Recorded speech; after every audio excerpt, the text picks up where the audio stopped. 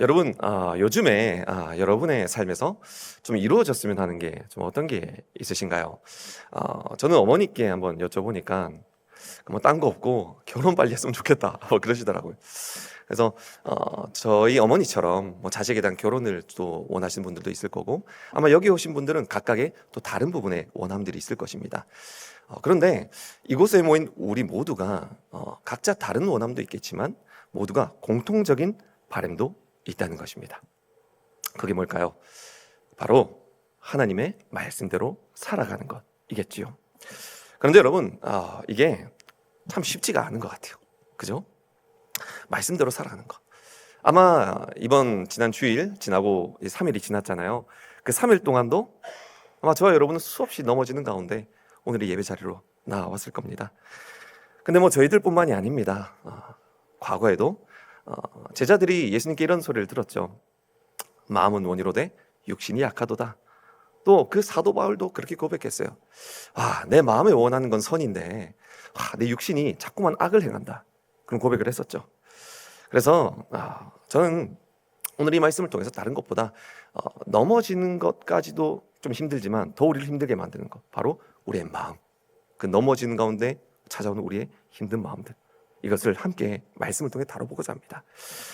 여러분, 오늘 본문은요, 간단히 말하자면 예수님이 베드로에게 3번의 질문을 하는 장면이죠. 우리가 정말 익숙한 이 말씀인데, 근데 여러분, 이 장면을 우리가 좀 더 잘 이해하기 위해서는요, 먼저 베드로가 어떤 사람이었는지 알 필요가 있어요. 여러분, 베드로는 예수님의 뭐였죠? 맞아요, 제자였죠. 자, 근데 제자 중에서도 어떤 제자? 1등 제자, 열정 제자, 열심 있는 제자였어요. 자, 그래서 성경 곳곳에 보면 베드로가 어떤 사람이었는지 잘 나타내는 곳이 있는데, 예수님께서 어느 날 이런 말씀을 하세요. 오늘 밤 너희들 모두는 나를 버릴 거야 라고 하세요. 근데 그때 베드로만큼은 이렇게 말하죠. 주님, 다른 사람들은 다 버릴지 몰라도 저는 절대 주님을 버리지 않을 겁니다. 이렇게 호언장담을 합니다.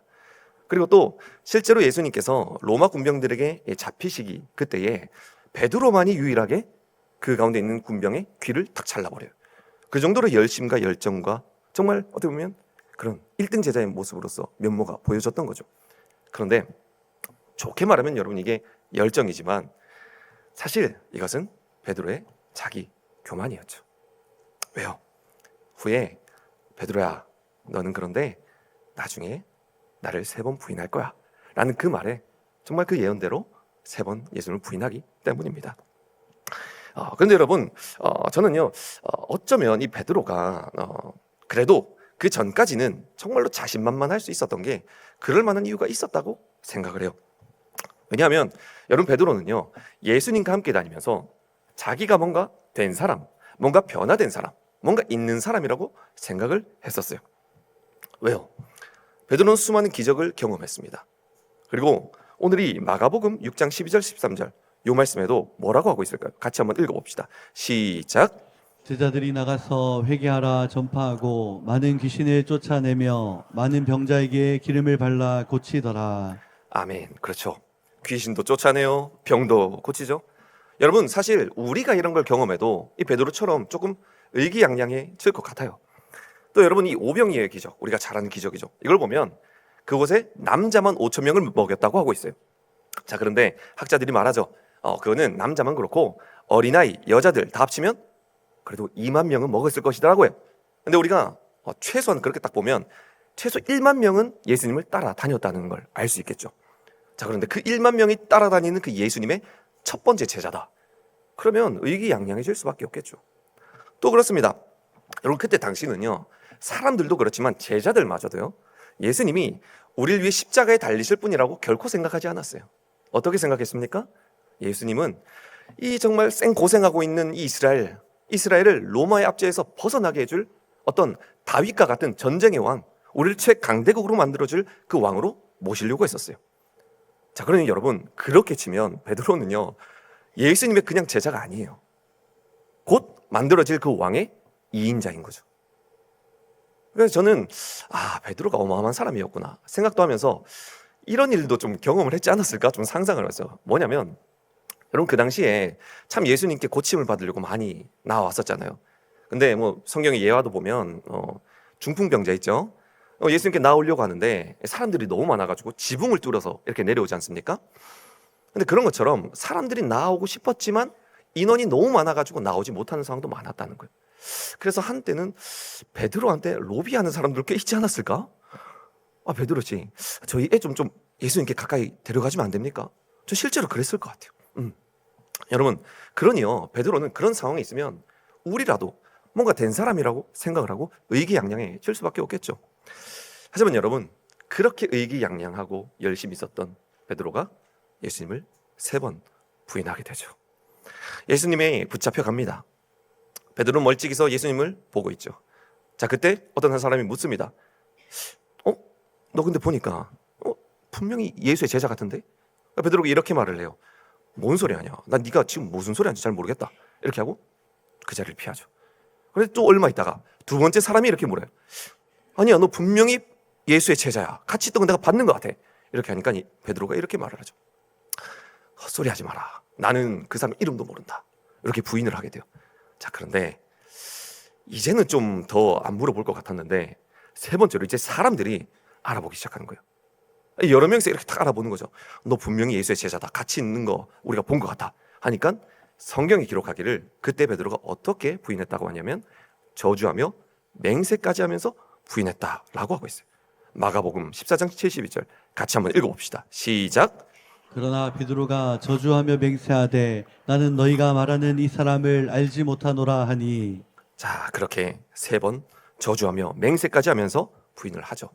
이거는 뭐 어떤 말을 구체적으로 문장을 구사했는지 잘 모르겠지만 뭐 이렇게 말했을 수도 있겠죠. 좀 순화해서도 저 거지 같은 사람 내가 어떻게 하냐. 저런 저주받을 인간이랑 나랑 엮지 마라. 이런 말을 했을 수도 있겠죠. 아니, 오히려 더 심한 욕까지 했을 수도 있어요. 자, 그렇게 여러분 베드로는 3번의 그 부인이 끝나자마자 다구름 소리를 듣게 됩니다.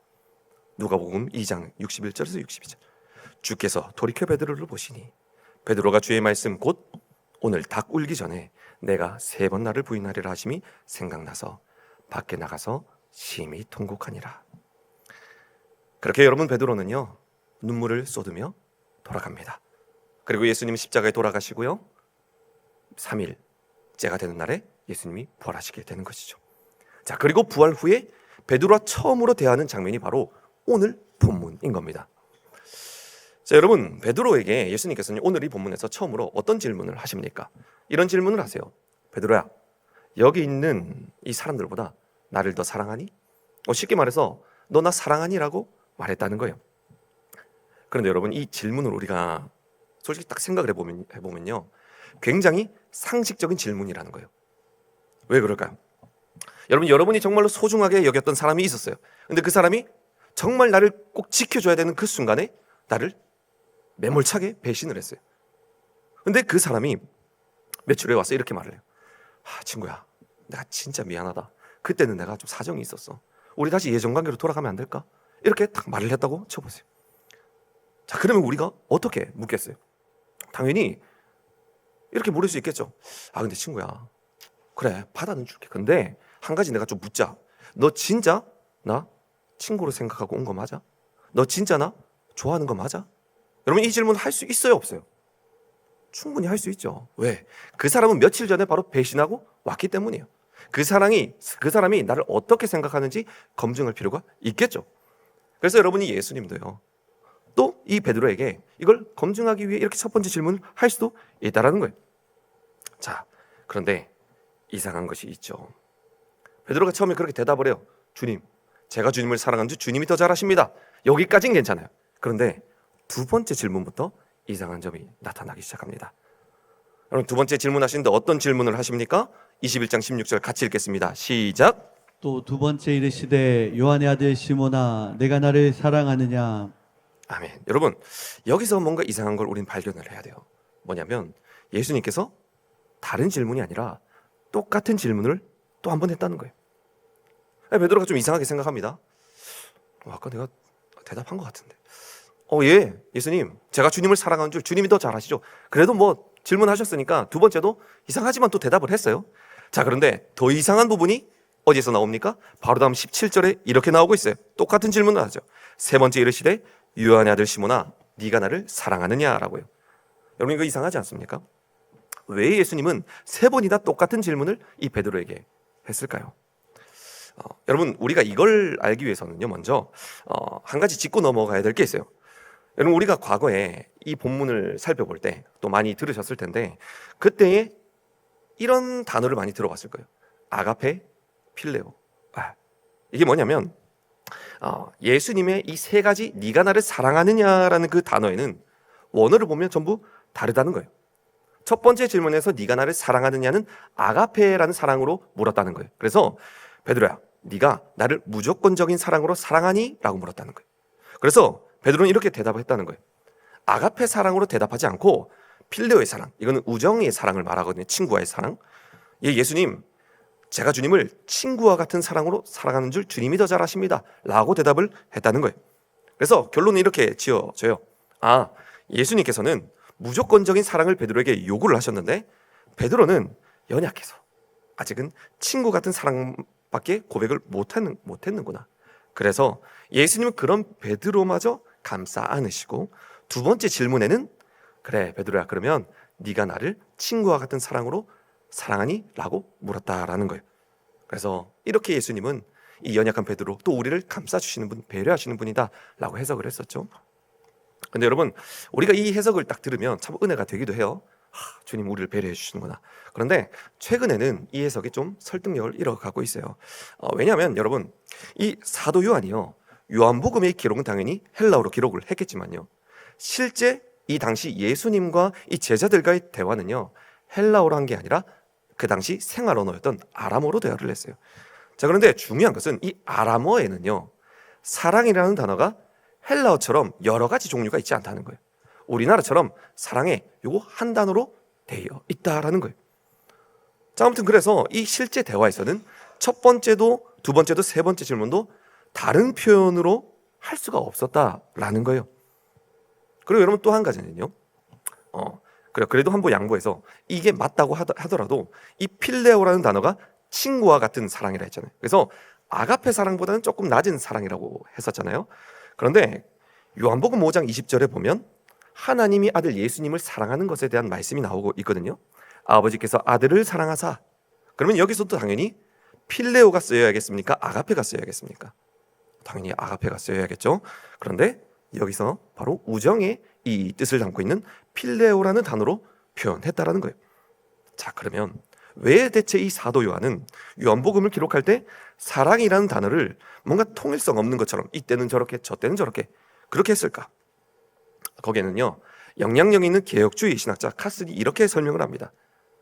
여기서 이 요한은 뭔가 사랑의 차이를 두려고 다른 단어로 표현한 게 아니라 요한의 이 글쓰기 스타일 자체가 원래는 이 반복되는 단어는 좀 피하는 경향, 그래서 글을 좀 다채롭게 쓰려는 경향이 있어서 동의어를 번갈아서 쓴다라고 하는 거예요. 그래서 거기에는 크게 의미를 두지 않는 것이 건강하다라고 말을 하고 있어요. 자 결국 뭐예요 여러분? 예수님의 이 다른 세 가지 이 질문은요 다른 게 아니라는 거예요. 똑같은 질문이라는 거예요. 우리가 이것을 고정하고 나서 가야 오늘 말씀을 우리가 더 이해할 수가 있어요. 자 그럼 대체 왜 예수님은 똑같은 질문을 세 번이나 하신 것인가? 여러분 그것은요 바로 예수님께 세 번을 부인을 하고 나서 베드로가 이후에 어떤 마음으로 살아갔는지를 묵상해 보면 알 수가 있어요. 사실 여러분 이 베드로는요 예수님과 만나기 오늘 이 본문에 오기 전까지요 두 번 더 만난 적이 있었어요. 근데 그때는 제자들과 다 같이 만났었어요. 전부 다 같이 만났는데 그런데 베드로가요 희한한 게 그 앞선 두 번의 만남에서 한마디도 예수님께 이야기를 안 한다는 거예요. 여러분 이게 왜 이상하냐면 여러분 성경에서 예수님에게 가장 많은 질문을 했던 이 사람, 그 사람은요 누굴까요? 단연코 베드로입니다. 두 번째나 세 번째로 많이 질문했던 사람도 한 많아야 세네 번밖에 질문을 안 했어요. 근데 베드로는 최소 12번 이상을 질문하고 대화를 했어요. 자 그런데 베드로가 말을 하지 않았다. 예수를 만났는데도. 죽었다 살아나신 주님을 만났으면 얼마나 궁금한 게 많겠어요. 말하고 싶은 것도 얼마나 많겠어요. 근데 단 한마디도 묻지 않습니다. 근데 여러분 그렇죠. 저 여러분이 베드로였어도 그랬을 겁니다. 바로 며칠 전에 내가 저런 거지 같은 사람 내가 어떻게 하냐 이렇게 말을 했는데 그 사람을 다시 만나가지고 우리가 뭐 어떻게 말을 걸겠어요. 그냥 마음속에 미안한 마음이 많고 내가 어떻게 해야 되나, 어쩔 줄 모르는 게 우리 모습 아니겠어요? 그래서 베드로 똑같다는 거예요. 그래서 베드로는요, 여러분, 그 이후로 매일 밤마다 자신의 그 부인했던 모습들을 떠올렸을 거예요. 내가 예수님을 저주했구나, 내가 예수님을 부인했구나. 그래서 그런 자책과 후회와 자기 비난 그 속에 살아갔었겠죠. 그래서 여러분, 오늘이 예수님의 네가 나를 사랑하느냐라는 이 세 번의 질문은요, 예수님이 귀가 먹어서도 아니고요, 또 예수님께서 뭔가 금방 까먹어서도 아니고요, 또 세 번의 질문이 다른 의미가 있어서도 아니고요, 바로 세 번의 그 부인으로 인해서 마음이 힘들었던, 마음의 짐을 가지고 있었던 그 베드로에게 세 번의 질문으로 그 답을 해주셨다라는 거예요. 베드로야, 나는 네가 나를 첫 번째 부인했을 때에도 나는 그때도 여전히 너를 사랑했단다. 너를 여전히 정죄하지 않았었단다. 두 번째도 세 번째도 마찬가지란다. 근데 여러분, 사실 저였으면요, 좀 다른 질문을 할 것 같거든요. 첫 번째는 예수님처럼 질문을 할 것 같아요. 왜냐하면 배신을 하고 왔으니까 이 사람이 진짜 날 사랑하나? 그래서 왔나? 검증할 필요가 있잖아요. 그래서 너 진짜 사랑해? 너 배신하고 왔잖아. 진짜 사랑한 거 맞아? 물어볼 수 있을 것 같아요. 근데 두 번째부터 저는 좀 다른 질문을 할 것 같아요. 이렇게 할 것 같아요. 그래, 사랑하는 건 일단 알겠어. 그러면 두 번째로 물을게. 너 성격 고칠 자신 있어? 너 다시는 배신 안 할 자신 있어? 이렇게 물어볼 것 같아요. 왜요? 여러분, 그렇잖아요. 정말 나에게 소중한 사람이 나를 배신을 했어요. 그리고 그 배신을 하면 우리 마음에 상처가 생기잖아요. 아프잖아요. 그래서 그 사람에게 다시 상처받지 않기 위해서 그 사람의 그 부족했던 모습, 나에게 상처를 줬던 모습을 고쳐야 내가 이 사람과 관계해야겠다는 마음이 우리 안에 있지 않겠어요? 그런데 예수님께서는 두 번째도 세 번째도 그렇게 묻지 않으셨다는 거예요.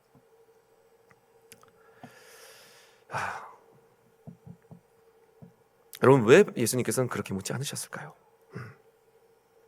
그것은 바로, 여러분, 예수님께서는 베드로에게 필요로 했던 것이 행동의 변화가 아니었기 때문에, 가장 먼저 필요했던 것은 네가 나를 사랑하는지였어요. 베드로야, 나는 지금 네가 뭔가 변화되지 않더라도, 네가 지금 그 상태일지라도, 부족한 모습일지라도 네가 지금 나를 사랑하기만 하면 일단 그걸로 된단다. 여러분, 참 재밌는 게요, 이 베드로가요, 옛날에 예수님과 참 사이좋게 사역을 했을 때 있죠. 그때 예수님께 이런 질문을 한 적이 있었어요. 예수님, 근데 형제가 저한테 잘못을 하면 몇 번까지 용서해 줘야 돼요? 한 7번 정도면 됩니까? 이렇게 물어본 적이 있었어요. 그때 예수님께서 이렇게 말씀하세요. 베드로야, 7번에 70번까지라도 용서해 줘라 라고 하는 거예요. 여러분, 7 곱하기 70은 몇입니까? 오늘 설교의 제목 490번이죠. 그럼 그 말은 490번 용서해 주라는 거예요. 근데 여러분, 그럼 그 말이 491번째는 절대 용서해 주지 마라, 그런 말일까요? 그것도 아니겠죠. 여러분, 성경에서 7은 완전수를 상징하고 있어요. 그래서 7 곱하기 70은 그냥 끝까지 용서해 주라는 거예요. 근데 여러분, 그것은요, 단순히 베드로야, 네가 삶을 살아가다 보면 너한테 좀 잘못을 많이 하는 사람 생길 수도 있거든. 근데 그 사람한테 너 있으면 끝까지 용서해 줘, 그런 도덕적인 행동의 지침 때문에 예수님이 말씀하셨던 게 아니에요. 왜 예수님께서 그 말씀을 하셨냐면, 베드로야, 하나님이 너를 그렇게 용서하셔. 여러분, 예수님은요, 그때도 그 베드로가 그 7번에 그 몇 번까지 용서해 줘야 됩니까? 그 질문을 했을 때도 이미 베드로가 나중에 나를 부인할 것을 알았겠습니까? 몰랐겠습니까? 알고 있었을 거예요. 근데 그럼에도 예수님께서 베드로한테 7번에 70번까지도 용서해 줘라라고 하셨던 것은 바로 베드로가 설령 3번이 아니라 490번이나 나를 부인할지라도 나는 너를 용서해 주는 주님이다 라는 그 말씀이 있었다라는 거예요. 사랑하는 성도 여러분, 여러분의 삶에서 여러분이 몇 번의 넘어짐과, 아니 몇십 번의 넘어짐과, 아니 설령 49번, 490번, 4900번까지 여러분 넘어질지라도요, 주님의 그 용서하시는 그 사랑은 끝까지 우리의 부족함을 품어주는 줄 믿으시기 바랍니다.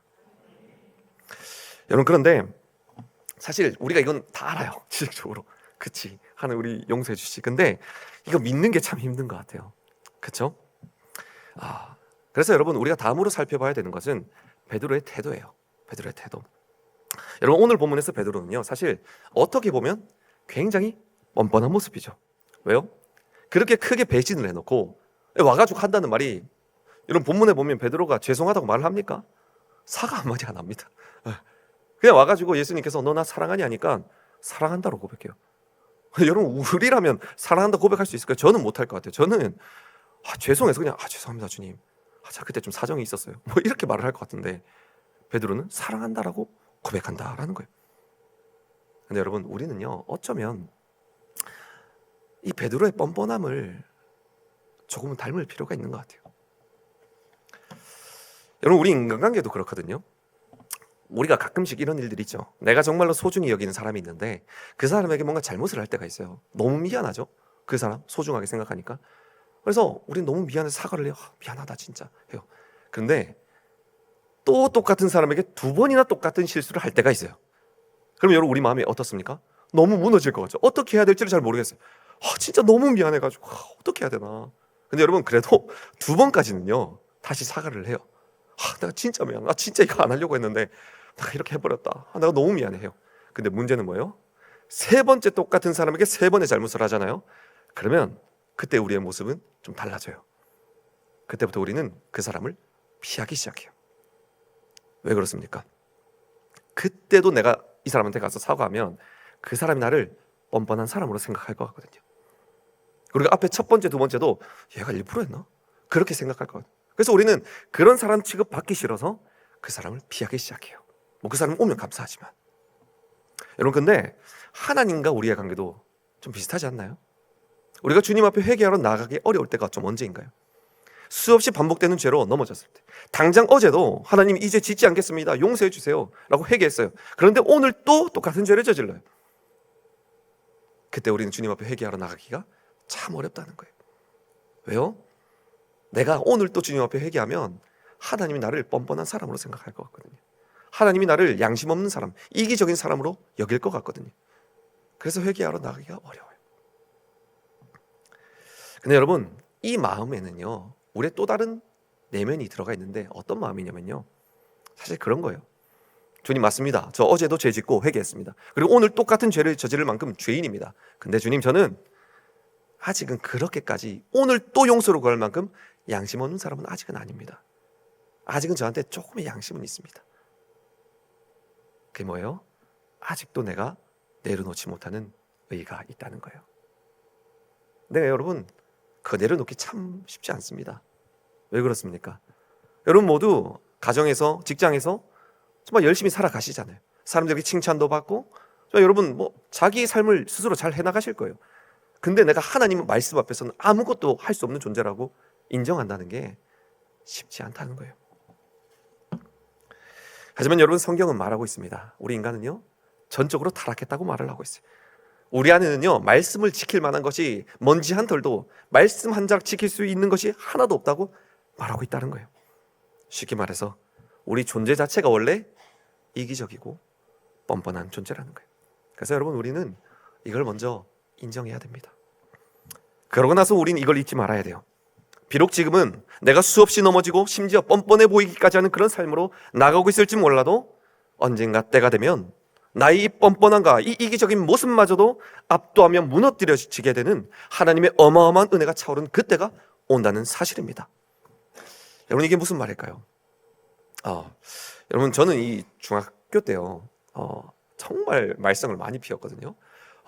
그래서 가출도 많이 했었고요. 맨날 컴퓨터 게임도 하고 막 진짜 장난 아니었어요. 경찰서도 한번 간 적 있고요. 그래서 제가 작년에 어머니께 한번 전화를 했었어요. 전화해서 제가 물어봤죠. 어머니 저 중학생 때 좀 어땠습니까? 이렇게 물어보니까 어머니께서 이렇게 말씀하세요. 인간이 아니었다 이렇게 말씀하세요. 인간이 아니었다. 그래서 제가 다시 물었어요. 어머니 그러면 요즘은 좀 어때요? 여쭤보니까 어떻게 이렇게 변했는지 믿기지가 않는데요. 근데 여러분 제가 살아가면서 한 22살인가 그때쯤이었어요. 근데 어느 날 갑자기요 저도 왜 그런지 모르겠는데 갑자기 이런 생각이 드는 거예요. 근데 부모님께서 나한테 정말 많은 걸 해주셨었구나. 부모님 날 진짜 많이 참아주고 기다려줬었구나. 그냥 갑자기 그런 생각이 드는 거예요. 여러분 그런 생각이 드니까요 그때도 여전히 부모님이 잔소리하면 짜증낼 수도 있고 반항할 수도 있고 뭐 그렇게 막 신경질 낼 수도 있었는데 그 생각이 드니까 이제는 감사해서 그냥 그러기가 싫은 거예요. 누가 그러지 말란 것도 아니고. 여러분, 하나님과 우리의 관계도 마찬가지 아니겠습니까? 그래서 오늘 우리가 또 다른 본문에서 읽었던 이 로마서 5장 20절에서 이렇게 말을 하고 있어요. 우리 같이 한번 읽어볼까요? 시작. 율법이 들어온 것은 범죄를 더하게 하려 함이라. 그러나 제가 더한 것에 은혜가 더욱 넘쳤나니. 아멘. 아멘. 여러분, 그렇죠. 3번의 잘못을 하고 3번의 용서함을 받은 사람보다 300번의 잘못을 하고 300번의 용서함을 받은 사람이 그 주인에 대한 사랑이 더 큰 것처럼요. 여러분, 그렇습니다. 우리의 신앙의 본질은요, 우리가 얼마나 더 말씀대로 살아가는 것인가, 이게 신앙의 본질이 아니라는 거예요. 진짜 본질은요, 우리가 살아가면 살아갈수록 내가 점점 더 아무것도 할 수 없는 그런 존재인 걸 깨달아가는 게 우리의 신앙의 진짜 본질이라는 거예요. 여러분, 이게 정말 맞는 게요, 여러분, 예를 들어서 우리가 살아가면서 정말 더 나아져야 되는 게 신앙의 본질이라면, 그래서 예수님께서 베드로에게 제가 생각했던 것처럼 물어봤다고 쳐봅시다. 베드로야, 너 다시 나 배신 안 할 자신 있어? 너 성격 고칠 자신 있어? 이렇게 물어봤다 쳐요. 그래서 베드로가 정말 그 성격을 고쳤어요. 배신을 다시 안 한 사람이 됐어요. 자, 그러면 여러분, 베드로는 앞으로 살아가면 더 살아갈수록 더 나은 사람이 될 텐데, 그러면 더 점점 주님을 찾는 사람이 될까요? 아니면 주님이 필요 없는 사람이 될까요? 필요 없는 사람이 되겠죠. 왜요? 이제 주님 없이도 잘 살아가거든요. 주님 없이도 말씀대로 잘 살아가고 있는 사람이 됐거든요. 근데 여러분, 우리는 그런 존재가 아니라는 겁니다. 그래서 여러분, 예수님께서요, 베드로에게 네가 나를 사랑하느냐라고 물었던 것에 그 안에 또 다른 어떤 의미가 있냐면요, 베드로야, 너는 바뀔 수 있는 사람이 아니야. 너는 성격도 고칠 수 있는 사람이 아니야. 하지만 나를 사랑하고 네가 나와 함께하면 언젠가 아버지께서 성령님을 보내실 텐데, 그 성령님을 능력을 통해서 너는 말씀대로 살아가는 삶을 경험하게 될 거야. 여러분, 그래서 우리는요, 살아가면 살아갈수록 점점 더 나는 인간적으로 이런 마음이 들 거예요. 점점 더 비참해질 거예요. 내가 이렇게밖에 안 되는 거야. 이런 존재구나. 자존감이 바닥을 칠 겁니다. 그리고 수없는 자책과 후회 속에서 나는 왜 이것밖에 안 되지? 하나님 앞에서 왜 이것밖에 안 되지? 이런 마음으로 나아갈 수도 있어요. 그런데 여러분, 이것이 겉으로 보이기에는 정말 비참해 보일지 몰라도요, 우리가 더 바닥을 치면 바닥을 칠수록, 우리가 더 부족한 모습이 있으면 있을수록 동시에 그 가운데서 그럼에도 나를 사랑하시고, 그럼에도 나를 붙들으시고, 그럼에도 나를 또 용서하시는 하나님의 그 큰 사랑을 경험하게 되는 줄을 믿으시기 바랍니다. 여러분, 저는요, 그래서 그렇게 생각을 해요. 베드로의 이 3번의 부인은요, 어쩌면 사람들이 이렇게 생각할 수 있어요. 베드로 참 예수님 잘 따랐는데 이 3번의 부인 사건만 없었으면 성경이 정말 좋은 사람으로, 허점 없는 사람으로 기록될 수 있었는데, 그렇게 생각할 수도 있어요. 그런데 저는 베드로에게 이 3번의 부인의 사건이 없었다면, 그렇게 혈기 있고 그렇게 열심히 있었고 그렇게 자기가 뭘 하면 다 된다고 생각했던 베드로가 겸손해질 수 있었을까? 정말 나를 높이는 것이 아니라 하나님만 높이며 사역할 수 있었을까? 그래서 여러분, 베드로에게 이 부인의 시간들은요, 실패의 시간들이 아니라, 물론 겉으로 보기엔 실패일 수 있지만 그 시간을 통해서 베드로는 겸손해질 수 있었다라는 거예요. 저 여러분도 마찬가지입니다. 우리가 정말 원하는 거, 여러분, 우리가 정말 바라는 게 뭐겠습니까? 오늘 당장 변화되고 싶죠. 내일 당장 하나님 말씀대로 살아가고 싶죠. 그렇게 고쳐지지 않았던 죄. 근데 여러분, 누구보다도 선하시고 누구보다도 우리를 사랑하시는 하나님께서 그 때를 오늘과 내일로, 그 변화된 때를 주지 않으셨던 이유는 뭐겠습니까? 우리는 미워해서가 아니라 그 시간 동안, 용이라, 너는 아무것도 할 수 없는 존재라는 걸 깨달아야 돼. 너는 내가 필요하다는 걸 이 시간을 통해서 깨달아야 돼. 라고 그 훈련의 시간으로 우리를 두셨다는 거예요. 그래서 여러분, 그 은혜를 경험한 자, 그 죄로 넘어지는 시간과 말씀 앞에서 실패하는 그 시간들 가운데서 언젠가는 은혜가 차올라서, 그렇구나, 이제는 하나님의 그 사랑 때문이라도 감사해서라도 하나님 말씀대로 살아가야겠구나, 그 변화된 삶을 살아가는 사람이 시작되는 게 뭐냐면요, 바로 나뿐만 아니라 내 곁에 있는 내 남편, 아내, 자녀들, 내가 보기엔 너무나 부족해 보이는 내 주변 모든 사람들, 그 사람들을 나도 주님처럼 기다려주고 끝까지 그 사람이 변화됐으면 하는 게 아니라, 그 사람이 어떤 모습이든 나는 여전히 너를 사랑한다 라고 기다려줄 수 있는, 기도해줄 수 있는 그런 사람이 되지 않겠습니까? 말씀을 마치면서 저는 저와 여러분 모두가 그런 그리스도인 다 되시기를 주님의 이름으로 축복합니다. 아멘. 아멘.